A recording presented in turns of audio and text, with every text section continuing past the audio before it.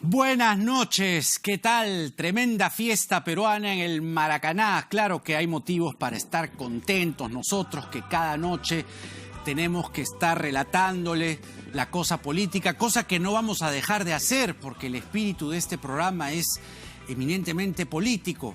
Pero vaya que el fútbol nos ha dado hoy una alegría. Le hemos ganado a Bolivia 3-1, sufriendo además en el primer tiempo.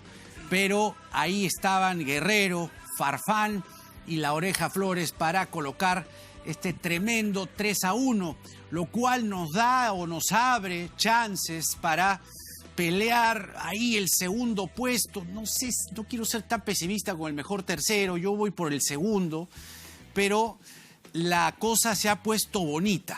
A esta hora están jugando Brasil con Venezuela para definir al primero. Todos intuimos que el primero podría ser Brasil. De hecho, es el que mejor califica y además es el local. Hoy tenemos un programa especial. Hoy nos ponemos la camiseta de la selección peruana.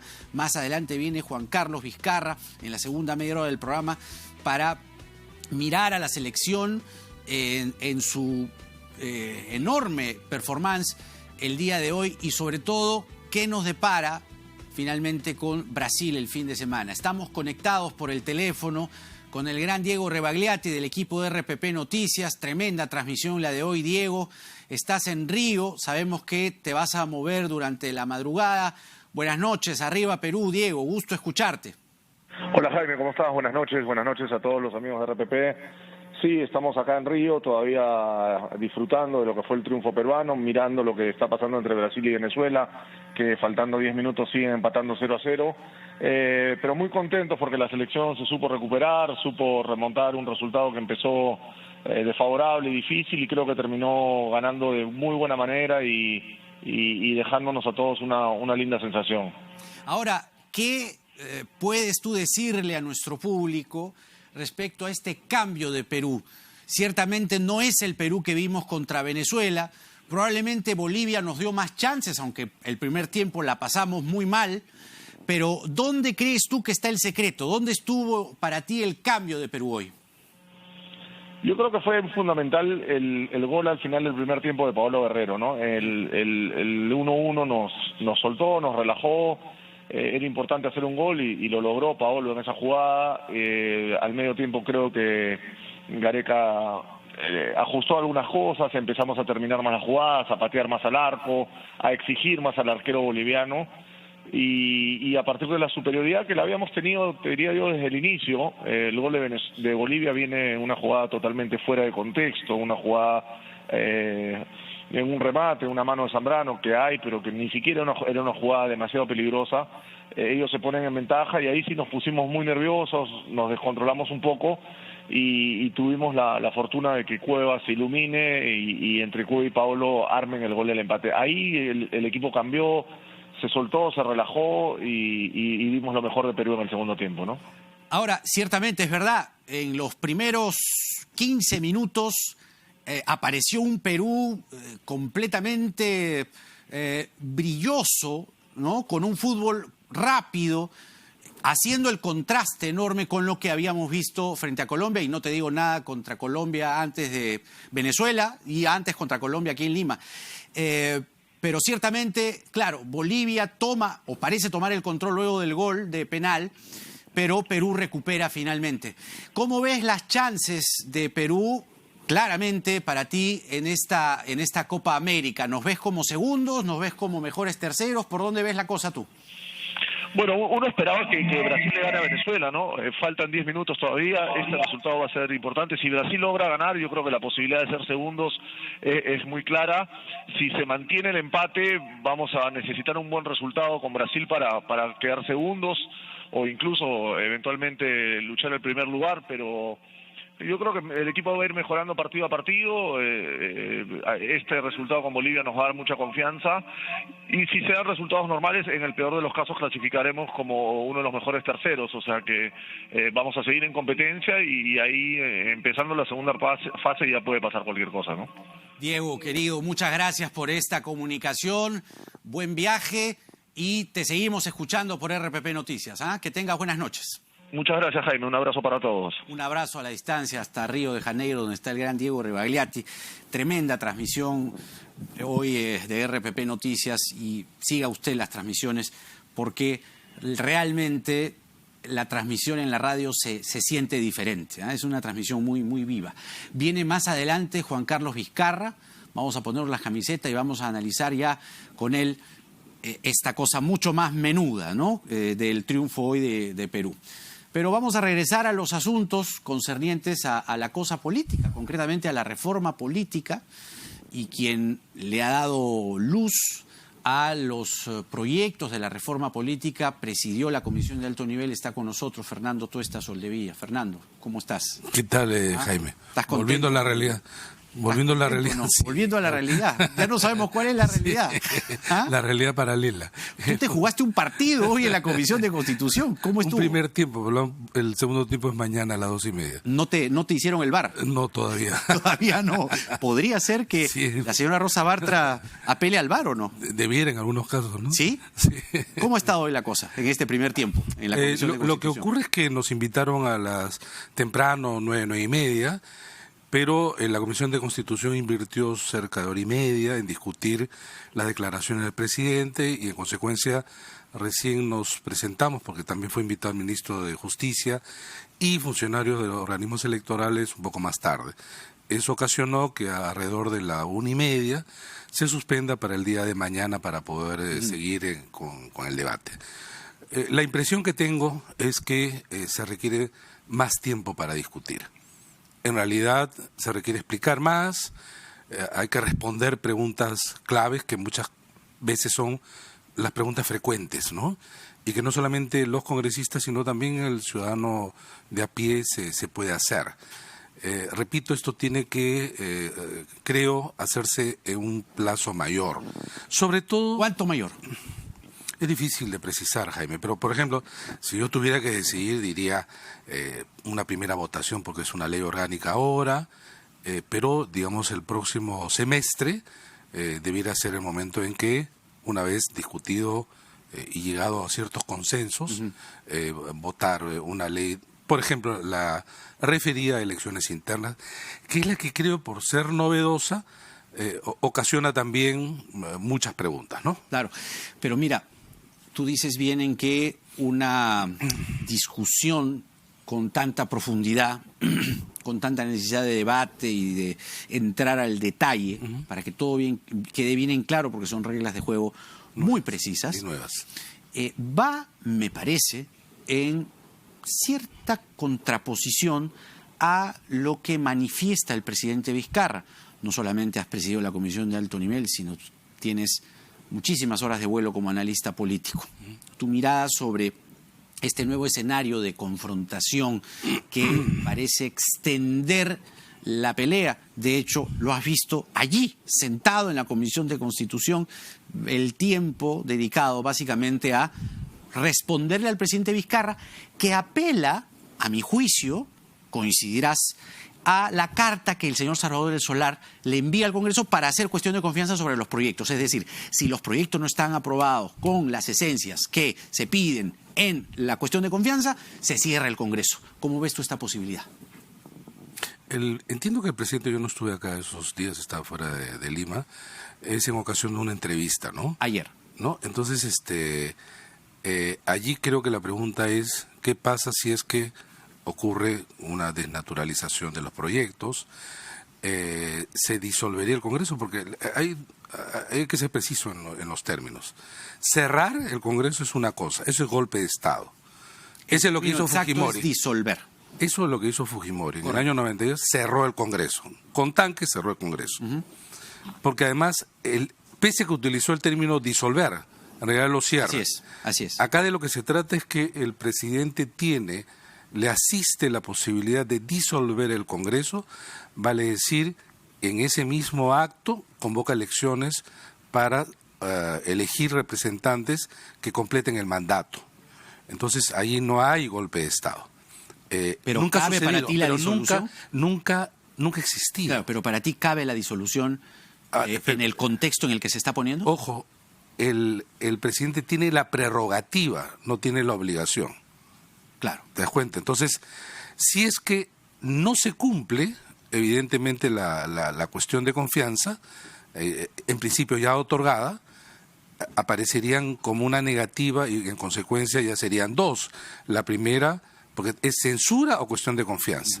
Pero ¿sabes lo que ocurre? Acá hay un problema que creo que estamos de alguna manera entrampados. Generalmente las cuestiones de confianza son referidas a políticas públicas de las que forma parte el Ejecutivo. Entonces yo pido, por ejemplo, una cuestión de confianza sobre tal materia que tiene que ver, digamos, una instancia de gobierno. Pero acá yo solicito una cuestión de confianza de lo que va a ser el Congreso, o sea, el otro poder. Entonces es una cuestión de confianza diferida, ¿no es cierto? Porque en realidad, si bien es cierto, lo ha votado tal cual en principio se ha solicitado, habría que esperar algo así como que si se cumple. Y ahí hay muchas interpretaciones. ¿Va de acuerdo o a tono con lo que dice la Constitución? Me parece que no. Para ti Mira, el Tribunal Constitucional ya se ha pronunciado sobre eso. Y es en realidad una prerrogativa abierta. De la misma manera, porque es un mecanismo de equilibrio de poderes, cuando el Congreso de la República, por ejemplo, censura un gabinete. No hay condición, simplemente censuro por tal y cuales, digamos, razones, pero pueden ser razones que tú sabes, pueden ser tan abiertas que no existe límite, ¿no? A mí en lo personal, te digo, en lo personal, y de alguna manera en el informe lo hemos dicho, estos mecanismos, cuestión de confianza, censura, disolución, etcétera, han llevado a nuestro país rápidamente a situaciones de enfrentamiento de poder que trepan a niveles límites. Y es por eso que nosotros también incorporamos en los proyectos de ley tratar de, por lo menos, retirar las armas letales. Pero como están las cosas planteadas ahora, con una cuestión de confianza ya otorgada y está en los votos, con una carta que dicen muchos entendidos, de los que he podido leer y conversar en vivo, es que la carta no entra en el pedido mismo de la confianza, porque la confianza se pide en el mismo ejercicio de la presentación, la exposición y el debate. Y después del debate vienen los votos. Entonces, Vizcarra tendría la facultad de disolver el Congreso una vez terminado este debate de las reformas, de los proyectos, y si él dice no se han respetado las esencias, no se han respetado los plazos, ¿constitucionalmente le ampara la facultad de disolver el Congreso? ¿Sí o no? Uno podría decir es que no es tan fácil la respuesta, Jaime, porque en estos casos, y han habido ya otros más a lo largo de estos 2 años, tú encuentras constitucionalistas a favor y en contra. Y lo peor es que estos mecanismos que son tan importantes han llevado a interpretaciones, te digo, de todo tipo. Hasta el referéndum, me acuerdo, en julio, algunos decían que no era posible y se realizó. Y diversos otros momentos de esta naturaleza. Y entonces nosotros como comisión hemos dicho en diversas oportunidades, así no podemos seguir. Y justamente el informe y las reformas apuntaban en ese sentido. Lamentablemente, el informe y las propuestas de reforma han caído en medio del fuego cruzado entre Ejecutivo y Legislativo. Y, por ejemplo, uno siente en el Congreso que nos tratan el informe algo así como gobiernistas o hecho a la medida, desastre es que desde hace un tiempo así lo dicen. Y en realidad nosotros tuvimos plena autonomía en el desarrollo y la presentación del informe, de tal manera que es público que, por ejemplo, el gobierno tomó, estudió, evaluó, asumió algunos, y uno tan importante como la bicameralidad no lo hizo. Esa es la mejor demostración, para nosotros también, y esa es la mejor demostración que este informe fue hecho con autonomía. Si el Congreso nos hubiera pedido a nosotros, digamos, haciendo un ejercicio de simulación, un informe también de reforma política, lo hubiéramos hecho ese. Y estoy seguro que el Congreso hubiera asumido para sí mucho de las propuestas. Nuevamente, el tema es que ahora estamos en medio de fuego cruzado. Pero Quienes están discutiendo esto son los congresistas que integran la Comisión de Constitución. En este caso, en este primer momento. En este primer momento, pero es el momento más importante porque es la base donde se discuten las cosas que después pasan a una instancia inmediatamente superior. Tú como presidente de la Comisión de Alto Nivel, que fue, ¿sientes que los congresistas tratan el tema con el conocimiento debido? Es decir, ¿se está tomando la importancia debida en estos 6 proyectos y existe conocimiento en los congresistas de estos 6 proyectos? No puedo generalizar en ninguno de los casos. Sí se percibe, quizás es más demostrativo, aquellos que obviamente intervienen más, pero también en algunos casos que es notorio que no han leído los proyectos o no han entendido el proyecto. Y hablo para el caso de elecciones internas abiertas. Entonces, las observaciones que hacen es sobre situaciones que no nacen de proyecto. Entonces, cosas como, por ejemplo, cómo la gente va a ir al local del partido a votar, tiene que decidir. ¿En qué momento está eso? Las elecciones abiertas, simultáneas y obligatorias, hacen que cada uno vaya a votar al local que le corresponde normalmente. ¿Tú votas en qué distrito? Miraflores. Tú tienes un local que has ido las últimas veces, te toca una mesa y vas a ir a votar. No es que vas a ir a votar al local de un partido. Entonces tú tienes que decirles cuál es el procedimiento. Por lo menos entiendan lo que estamos proponiendo. No es fácil. En la discusión no es fácil. He escuchado a varios congresistas que lo que dicen es que vas a ir a votar, por ejemplo, en el caso del APRA, al local de Alfonso Ugarte. No, de ninguna manera. Muy por el contrario. Nosotros tratamos de romper y cortar esta línea práctica que ha habido en general, que las elecciones internas evidentemente se hacían allí donde se tomaba una de las modalidades, que es solo que voten los militantes. En los locales de los militantes, ¿qué pasaba? Algunos candidatos tenían recursos y es donde llevaban lo que decían los camiones. Pero imagínate tú, tomas 200 personas y tú dices, vamos a llegar para que voten. Entonces, ¿qué? Tú eres una de las 200 personas, van a Miraflores. Luego van, ¿qué? Me llevan a mí que estoy en San Isidro, al otro en Breña, se tiene una mañana y colocan 5. De un padrón de 24 millones, es absurdo. Claro. ¿Te das cuenta? Como esas es solamente un pequeño ejemplo. No, pero bastante gráfico. Pero de lo que se trata de criticar, que se ha criticado, sin haber leído el proyecto. Sin embargo, te da una nota. ¿Sabes qué, Jaime? Que en realidad se requiere más discusión. Ese es el punto. Eso, me parece que ahí coincidimos plenamente. Gracias, Fernando, como gracias siempre. a ti, Jaime. ¿Y cuándo te juegas el segundo tiempo de esta Comisión de Constitución? Mañana a las 2:30 proseguimos. Estamos siempre atentos. Gracias. Fernando Tuesta Soldevilla, presidió la Comisión de Alto Nivel sobre la reforma política. Vamos a tomar contacto ahora con el jefe del INPE, el señor Carlos Romero. ¿Qué ha pasado? Hoy el fiscal José Domingo Pérez ha cuestionado al INPE por haber recluido a Jaime Yoshiyama y a Pierre Figari en un mismo penal, en el penal Castro Castro, pese a que previamente, ya varias semanas atrás, una orden judicial pedía lo contrario.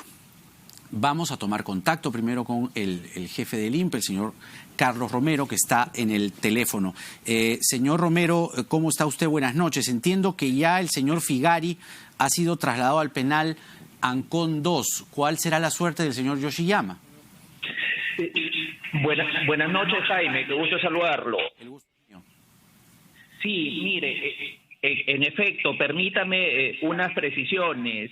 Si bien los mandatos judiciales de traslados de los internos Pierre Figari y Jaime Yoshiyama, emitidos por el Cuarto Juzgado de Investigación Preparatoria Nacional, disponía sus traslados del penal Castro Castro a Huaral y Ancón 1, respectivamente, estas resoluciones fueron notificadas recién al penal Castro Castro 18 días después, es decir, el 28 de mayo. Y el argumento que señalaban, en efecto, era que estaban juntos en el mismo penal Figari, Yoshiyama y el interno Luis Mejía Leca. Correcto. Lo que podría afectar la secuela de las investigaciones.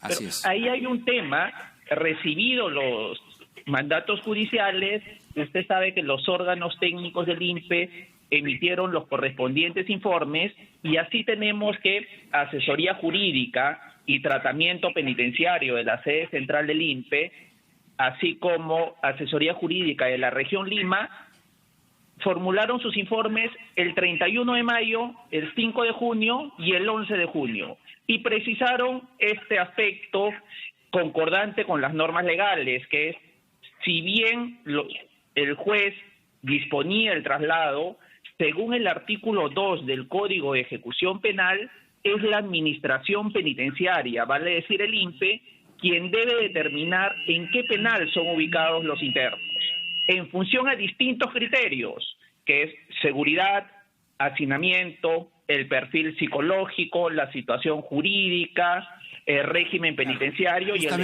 Justamente ahí, señor Romero, usted toca uno de los puntos que es seguridad. Lo que dice el fiscal José Domingo Pérez es que, y además basándose en la decisión, bien dice usted, del juez del Cuarto Juzgado de Investigación Preparatoria Nacional, es que el interno Yoshiyama habría dado indicaciones a los coinvestigados, entre ellos el señor Mejía, que era tesorero alterno de Fuerza Popular, para que no declaren porque tienen la certeza de un resultado favorable en el recurso de casación. Estas indicaciones que habría dado el señor Yoshiyama, ¿ustedes las han podido investigar, según denuncia el señor fiscal Pérez?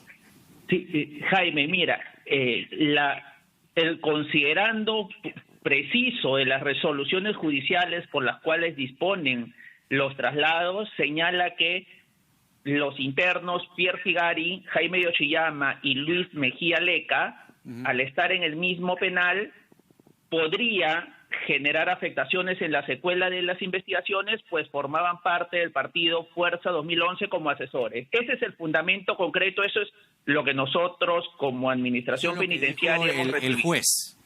Así es. Pero el fiscal va más allá. En mérito a un requerimiento fiscal. Eso, entonces, nosotros se evalúa eso y luego de las evaluaciones que le comentaba de asesoría jurídica, tratamiento y la Región Lima, el penal Castro Castro, el jefe de seguridad, el 14 de junio propone el traslado de Figari a otro penal que la región lo señale. Y se formaliza esta propuesta ayer lunes 17 de junio. Como consecuencia, hoy 18, la Oficina Regional Lima emitió la resolución y en horas de la tarde, a las 5 de la tarde, el señor Pierre Figari fue trasladado al penal de Ancón 2. Claro. ¿Por qué? Por los criterios que le señalaba de régimen penitenciario. ¿Y estos incidentes que denuncia el señor Pérez, ustedes han podido profundizar aún más? Jaime, mire, nosotros nos basamos en la resolución judicial que señala básicamente lo que le señalaba, que la presencia de los tres internos mencionados, Figari, Yoshiyama y Mejía Leca, podría generar afectaciones en la secuela de las investigaciones, claro, pues formaban parte del partido político Fuerza 2011. Eso es lo que señala en el numeral 2.2. O sea, su coexistencia, su convivencia en un mismo penal, nada más. Así es. A eso se refiere el juez del Cuarto Juzgado Penal de Investigación Preparatoria, ¿no es así? Así es, por eso nosotros hacemos la evaluación correspondiente y en función al Código de Ejecución Penal se determina que el señor Figari vayan con 2 y también lo que dispuso el INPE, en este caso el 14 de junio, es reubicó al interno Luis Mejía en otro ambiente del penal también. Ajá, de acuerdo, porque claro, uno lo ve de fuera. Evidentemente, hemos leído el comunicado que ustedes han enviado el día de hoy, pero uno lo ve desde fuera y da la impresión de que el señor fiscal Pérez hace una denuncia pública y ustedes hacen el cambio inmediatamente. Esa es la impresión que uno, acción-reacción, tiene, claro, desde fuera uno esa impresión. Entiendo su percepción, pero por eso en el comunicado, y aprovecho también las imágenes de su programa para poder detallar la secuencia del trámite que se le ha dado a estos mandatos judiciales, donde queda claro que ayer, al haberse formalizado la propuesta de traslado por parte del penal Castro Castro, hoy la Región Lima emitió la resolución directoral, la misma que se ha hecho efectivo en horas de la tarde. Bien, señor Romero, le agradezco por esta comunicación telefónica, un hecho que hoy se ha denunciado en boca del fiscal José Domingo Pérez, pero usted nos ha hecho las precisiones desde el INPE necesarias. Carlos Romero, jefe del INPE, con nosotros. Buenas noches. Gracias a usted, Jaime, por permitir explicar a la ciudadanía la secuencia de estos hechos. Gracias, esa era la idea. Y ahora está el doctor Humberto Abanto, precisamente abogado de Jaime Yoshiyama, para escuchar la versión justamente de la defensa del señor Yoshiyama. Doctor Abanto, buenas noches. Buenas noches, Jaime. A ver, ya vimos la parte concretamente penal, penitenciaria, pero vamos ahora un poco más allá. En base a lo que ha dicho el señor José Domingo Pérez, el fiscal José Domingo Pérez, ¿no? Él habla de que Yoshiyama, su defendido, habría dado indicaciones a los coinvestigados para que no declaren porque tienen la certeza, dice, cito, de un resultado favorable en el recurso de casación presentado por la defensa de Keiko Fujimori. ¿A qué hechos o indicaciones se refiere o se estaría refiriendo el fiscal? Bueno, fíjese, Jaime, una de las cosas más valiosas es el humor involuntario. Y esto es una cosa cósmica. Y se le explico con facilidad. El señor Pérez Gómez, el fiscal Pérez, en su requerimiento, dice que hay un colaborador eficaz que ha señalado estas supuestas instrucciones de Jaime Yoshiyama. Pero no acompaña ningún medio de corroboración de estos dichos del colaborador eficaz. Hay que recordar que el colaborador eficaz es un delincuente que está buscando beneficios. Claro, y si miente, los pierde. La Corte Suprema ha sido muy clara en señalar que cuando se trata de declaraciones de colaboradores eficaces hay que tomar mucha cautela y corroborarlas. Pero usted es un experto en la materia. Sabe que si un colaborador eficaz miente, se friegan sus beneficios. Eso no es verdad. No es tan verdad, o sea, le explico. Sí, muchas veces mienten y por eso no llegan a cerrar la colaboración. Ah, bueno. Entonces, por eso, justamente, cuando mienten. Por eso, pues. Claro. Pero entonces, ¿qué sucede aquí? Sin corroborar el dicho, el señor Pérez se apresura a pedirle al juez. Y es tan valiosa su información que el juez ni la toma en cuenta.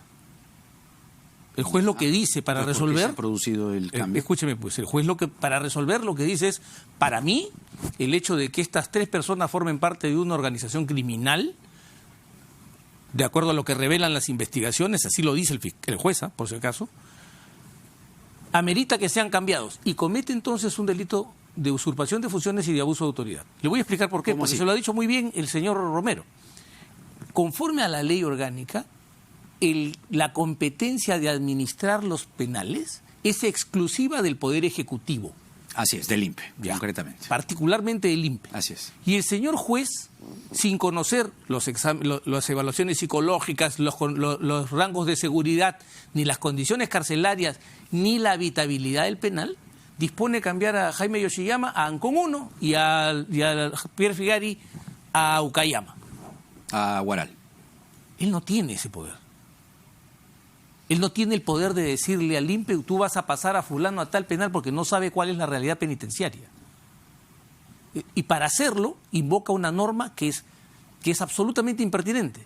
Invoca una norma del reglamento del INPE que señala que el juez puede pedir el traslado del procesado para ser juzgado.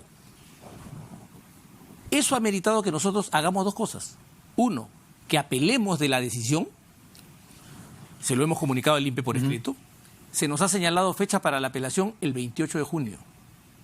Y ha pedido la sala que lleven a Jaime Yoshiyama a la audiencia. Pero a ver, centremos una cosa. Solamente para complementar ahí. Sí. ¿Por qué un fiscal no podría, y usted tiene el sustento legal para explicarlo, por qué un fiscal a cargo de una investigación de una supuesta organización criminal no podría pedirle a la justicia, oiga, esos 3 que están ahí juntos están tramando algo que entorpece la investigación y que además tiene que resolverse mediante un recurso de casación? ¿Por qué el fiscal no podría intervenir ahí? Yo no he dicho que no pueda pedirlo. Pero usted dice que es inconstitucional o que hay una usurpación de funciones. Es que no me está entendiendo, Jaime. Yo no me he explicado bien. Voy a tratar de ser más claro. A ver. El fiscal puede pedir lo que quiera al juez. Pero el problema es el juez. El juez solo puede hacer lo que la ley le permite. Y según usted, la ley no le permitiría hacer lo que ha hecho hoy el juez. Usted ha escuchado claramente al señor Romero decir que la administración penitenciaria es una competencia exclusiva del Poder Ejecutivo. Entonces, cuando un juez... La administración penitenciaria. Así es. O sea, ¿quién decide a qué penal va cada interno una vez que se lo remite la justicia?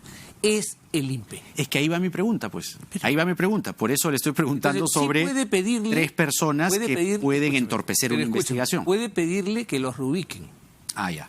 ¿ok? Pero no puede decirle a qué penal los va a enviar. Y el juez, el juez ordenó no, a qué penal iban a ir. ¿no le dijo en la región Lima? No.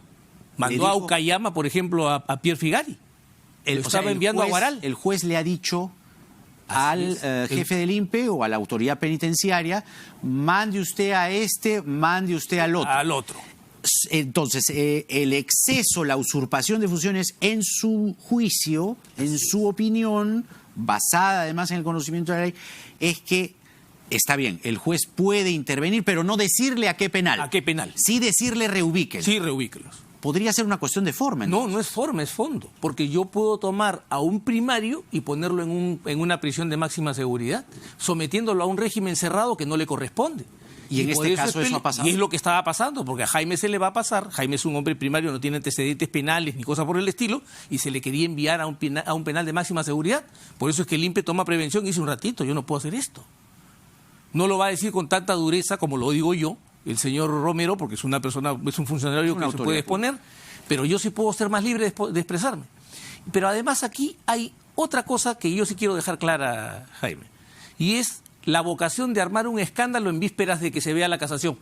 Porque como sabe perfectamente el señor fiscal provincial Pérez, que Jaime Yoshiyama está por peligro de fuga y se va a discutir un peligro de fuga ante la Corte Suprema, discusión en la que él no va a participar por su inferioridad jerárquica, en este caso, quiere crear ahora el cuento de una obstrucción o de una obstaculización a la investigación. Y él lo hace tan mal que ni siquiera, que va exagerando, porque su requerimiento dice que le habría dado indicaciones de guardar silencio. Y le explico una cosa, si así hubiera sido, no hay ni obstrucción ni delito. Le explico, Ya, Jaime. pero ¿usted niega eso? Lo niego absolutamente. Y usted niega esta versión que señala que el señor Yoshiyama habría tenido conocimiento de que la casación les resultaría favorable Le a la quiero defensa contar, de Keiko Fujimori. en su requerimiento, ¿sabe lo que dice? Que Jaime Yoshiyama les habría dicho que su abogado está trabajando para ganar la casación. ¿Y qué cosa quiere el señor Pérez? ¿Que yo trabaje para que la pierda?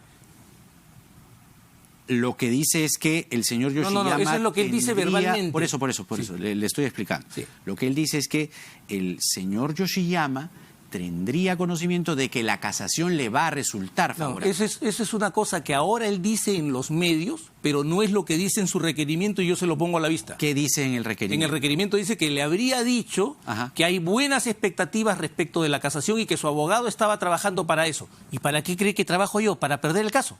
Hay buenas expectativas. Eso Sí. puede tener una interpretación de que justamente tienen un horizonte favorable. Pero, obviamente yo veo un horizonte favorable en la casación porque para mí Claro, las pero resoluciones por eso, estuvieron muy mal planteadas. No en que usted tenga una buena estrategia. Usted mismo está citando ¿Por qué? el pedido del fiscal, El pedido del que lo fiscal. que dice es buenas expectativas. Es distinto. Pero un ratito, ahí hay un error. ¿Por qué yo puedo tener una mala expectativa si yo he planteado un buen recurso? Es que podría Dígame ser que... No. Buenas expectativas, dice usted, Sí, claro. que la casación tendrá un resultado Favorable, exitoso. claro. Eso puede tener una interpretación, le digo, semánticamente, No, no es verdad. de que una buenas expectativas significa que tengo un resultado aparentemente favorable. No, y si uno mira el no, esa es una detalle, interpretación dice caprichosa porque la palabra el expectativa juez no Aldo significa eso, Figueroa y dice el fiscal Rodríguez Montesa, puede ser. No, un ratito, vamos por partes. ¿Y qué tiene que ver? Todo el tiempo estamos en este cuento que inventa la Fiscalía de que todos los jueces están comprometidos contra ellos. No Y todos, sin embargo, ciertos jueces y pero ciertos además, fiscales. Ciertos jueces y ciertos fiscales. La pregunta es muy sencilla, ¿no? ¿Por qué se monta un escándalo en las vísperas de la casación? ¿Por qué, dígame usted? Porque tienen miedo del resultado, porque saben que esas resoluciones están claramente contra la Constitución y contra la Convención Usted Americana de entonces Derechos Humanos. coincide con su defendido de que tiene buenas expectativas No, pero si en la yo casación. tengo buenas expectativas y lo digo con toda claridad y no porque tenga yo que seducir a nadie.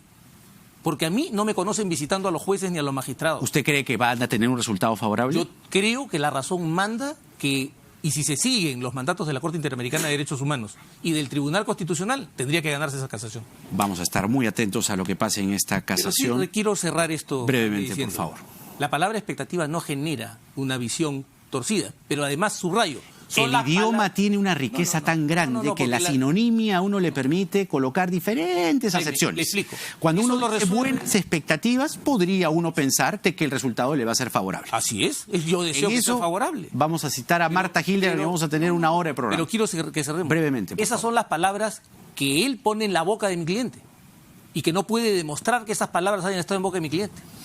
Entonces ese es el problema que tiene el señor, que anda fabulando porque está en pánico de que vayan a revisar una decisión manifiestamente arbitraria. El doctor Humberto Abanto, el defensor de Jaime Yoshiyama Tanaka. Gracias, doctor Abanto. Gracias, vamos rápidamente a la pausa, nos ponemos en modo selección. Ya está Juan Carlos Vizcarra del equipo de RPP Deportes. Vamos a seguir hablando del triunfo de hoy de Perú ante Bolivia, 3-1, y cómo están las expectativas en esta Copa América. Nada está dicho, incluso para la selección.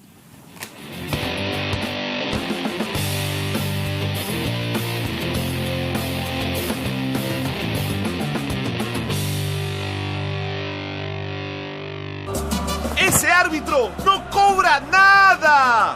Como tu cuenta Free, sin comisiones, sin mantenimiento y sin límites en todo el Perú. Abre tu cuenta Free en Scotiabank y Credit Scotia, la única cuenta en el Perú que no te cobra nada.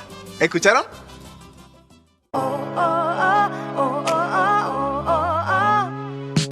Disfruta del Perú al máximo con el I Love Perú de Despegar. Aprovecha y recorre tu país con vuelos nacionales desde $37 ida y vuelta. Descubre lo bueno de viajar con el I Love Perú de Despegar. Despegar. Vivir viajando. Solo hay medicina general, pero no existen especialidades y en Moliendo tampoco lo encontramos. Entonces, esto es de mucho beneficio para la gente de nuestro pueblo. Me parece muy bien que Tía María se preocupe por la población. He venido para que vea mi ojito que no veo un poquito bien. Fue una iniciativa de Tía María, me indicaron la idea, apoyar a la población y bueno, aquí estamos. Ya estamos atendiendo 120 pacientes en pediatría. Esperemos que sean más o menos unos 160. Y a las personas que no podemos por medios económicos, ¿qué más que tenemos acá los médicos a la mano? ¡Ese árbitro no cobra nada! Como tu cuenta Free, sin comisiones, sin mantenimiento y sin límites en todo el Perú. Abre tu cuenta Free en Scotiabank y Credit Scotia, la única cuenta en el Perú que no te cobra nada. ¿Escucharon?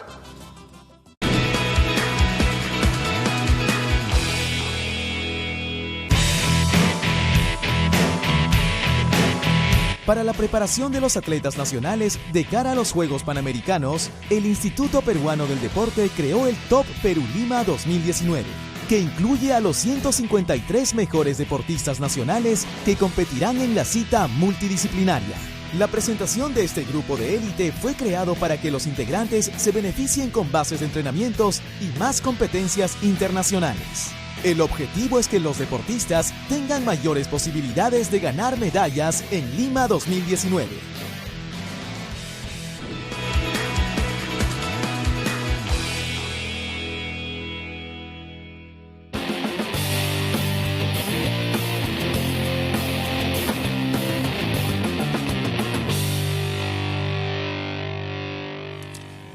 Yo estoy de rojo y blanco, pues, ¿no? Porque Juan Carlos Vizcarra, aquí está con nosotros de RPP Deportes, se ríe porque, miren, la cosa se nos ha complicado. Juan Carlos, buenas noches. Buenas noches, ¿cómo te va? O sea, felices con el triunfo ante Bolivia, 3-1. Tremendo gol de Guerrero. Ahí salió a relucir, como decía Diego Rebagliati, la performance de goleador. Sí, tremendo cabezazo de Farfán. Tremenda jugada de Flores. Pero tremendos los venezolanos también, por el amor de Dios. Lograron un empate, pero milagroso. ¿Y ahora qué hacemos? Ahora te cuento una cosa, es increíble, ¿no? Para que la gente sepa. El VAR lo ha favorecido 4 veces a Venezuela. Yo creo que 2 contra Perú. El VAR es venezolano. Yo también. Por eso me venía de luto, la verdad. Pues, yo pensaba que ganaba Brasil y estábamos del otro lado. Pero lamentablemente, bueno, para nuestros intereses, ¿no? Imagino que la comunidad venezolana en el Perú, que es un montón de gente, debe estar felices y contentos porque le han arrancado un empate al dueño de casa. O sea, sacarle un empate a Brasil. Y que además esto es increíble, para que se den cuenta la gente que está en contra del VAR, ¿no? Que el VAR, en otras circunstancias, sin VAR, Brasil ganaba 2-0. Sí. 2 veces el VAR en favor de Venezuela. Brasil ganaba en Brasil, ¿no? En Brasil, jugando de local, jugando en la Copa América, el VAR jugó a favor del visitante. Sí. Eso, sin VAR, eran 2 goles de Brasil. Y eso le da justicia al fútbol. Y además recordemos el partido con Venezuela. Así es. Sin VAR le hubiéramos ganado 2-0 Por a eso, Venezuela. por eso. Entonces, tranquilo. Así es. Por eso digo, el VAR, contra todos los que dicen no, que el VAR hace muy lento el juego, que la gente, que se pierde tiempo. Pues, ¿y qué pasó con Dinamarca? En el Mundial. Pero no había VAR. Todo el mundo. No, claro, amaban el VAR. Ah, claro, la gente quería el VAR, pues. Por eso. Pero ahora. digo, en el Mundial no hubo VAR, el penal de Cueva. Sí, claro, sí. Pues, solo que se le falló Cueva, ese es claro, otro tema, pero lo favoreció el VAR. Ahora, en serio, me parece increíble que uno dice, no, a Brasil le han cobrado, porque tranquilamente dicen, no, los del VAR, porque de hecho no vimos nada, fue gol, claro. ¿no? Y lo cobraban. Pero el VAR te ha dado justicia, le ha dado justicia al fútbol. Claro. Uno presencié nada. Todos los comentaristas que les gustaba la polémica se quedaron sin programa. Claro, pues, porque esas cosas, para los más jóvenes, esas cosas que hoy se discuten en el VAR eran materia de los programas deportivos. Claro, ¿no? Se hacían, pero horas de discusión. Hacían el slow motion, hacían la toma congelada. Ya ve, el árbitro es un tarado. Sí. Ahora ya no, ahora todo se resuelve ahí. Y otra cosa que ha pasado es que los árbitros se han quitado responsabilidad. Que ese es el gran problema. Sí, pues. Porque ahora dicen, no, vamos al VAR. Sí, yo no pues. sé. Claro. ¿No? O sea, dicen, entonces, también ese es un problema, porque ¿cuál es se la han autoridad? salvado los árbitros y sus mamás respectivamente. Pueden tener un día de la madre claro. tranquila. Así es, pueden tener un día de la madre pero tranquila. vamos a hablar un poco de Perú, de lo que ha sido A ver, por favor. el triunfo. Creo que jugó un mal primer tiempo.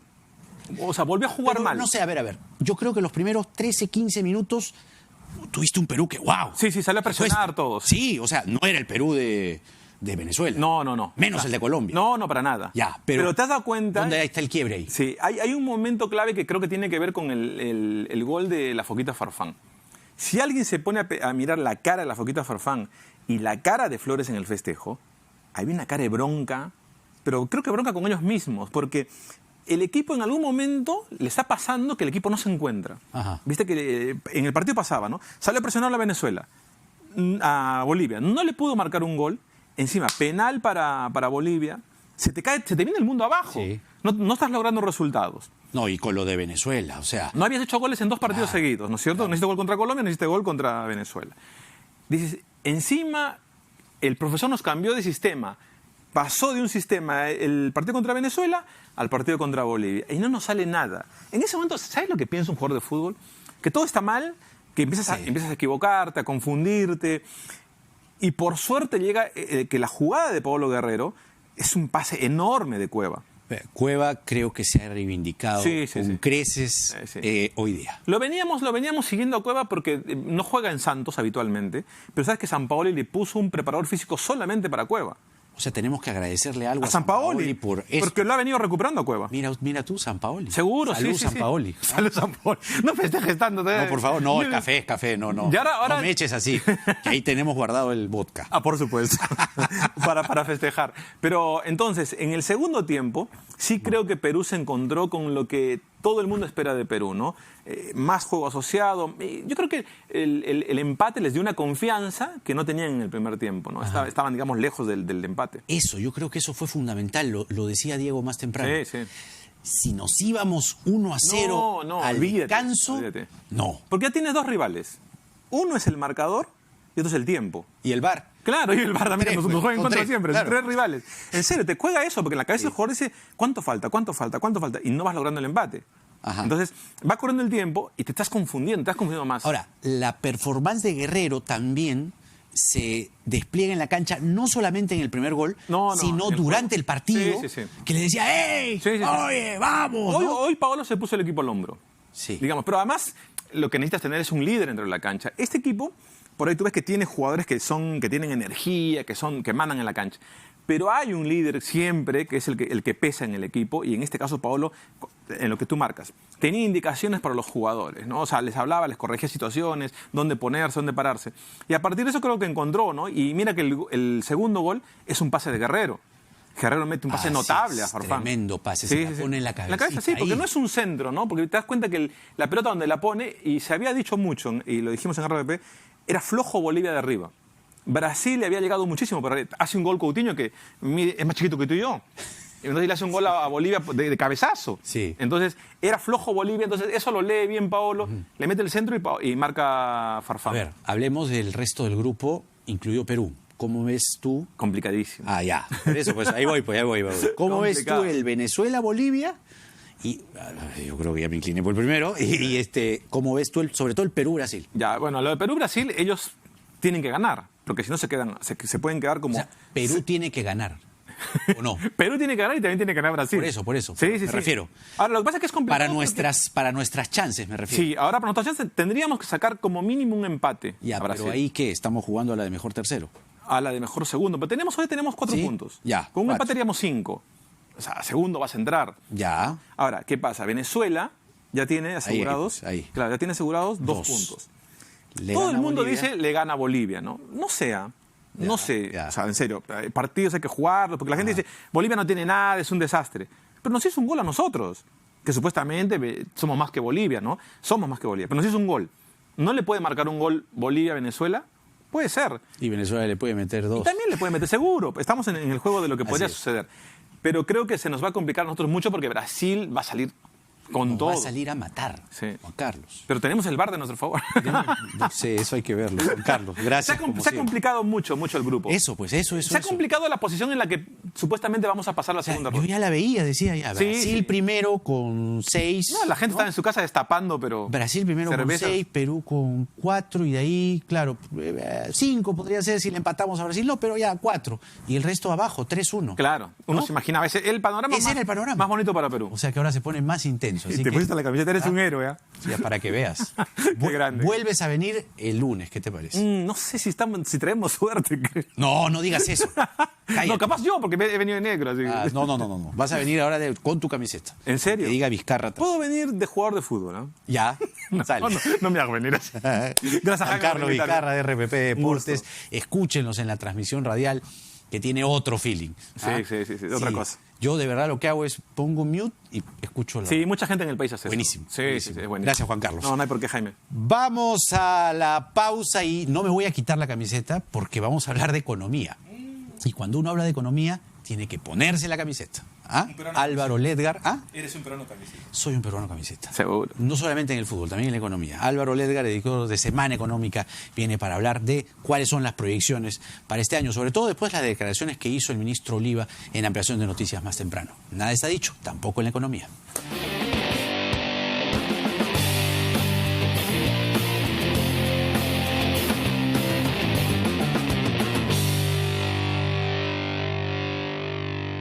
Disfunción eréctil y la eyaculación precoz tienen tratamiento. Llame y separe su cita médica al 01748-1900, bostonmedical.la. ¡Ese árbitro no cobra nada! Como tu cuenta Free, sin comisiones, sin mantenimiento y sin límites en todo el Perú. Abre tu cuenta Free en Scotiabank y Credit Scotia, la única cuenta en el Perú que no te cobra nada. ¿Escucharon?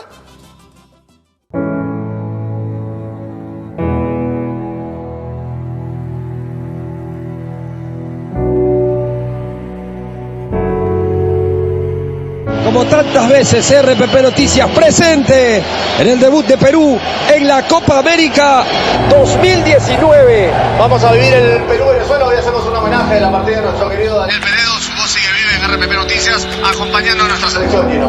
Vamos a jugar en RPP Noticias. Vamos a vivir final del primer tiempo. Está ahí el partido. Está ahí. Se necesita cabeza, inteligencia, juego. Aquí en RPP Noticias, momento de presentar el comentario de Diego Rebagliati en RPP. Gracias, Cabezón.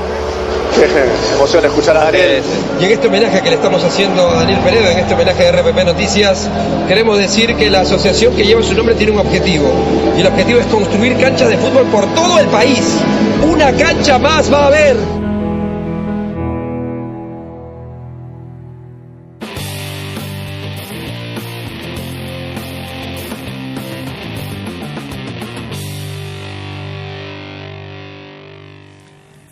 Álvaro Ledgar, editor de Semana Económica, un joven brillante que habla de economía, y aquí apostamos por la juventud. ¿Cómo estás, Álvaro? Bienvenido. Jaime, gracias. Y decía yo, prometí que no me iba a quitar la camiseta para hablar de economía. Sí, bueno, ahora estoy pensando que debía haber traído la mía para combinar un poco. La próxima la traes.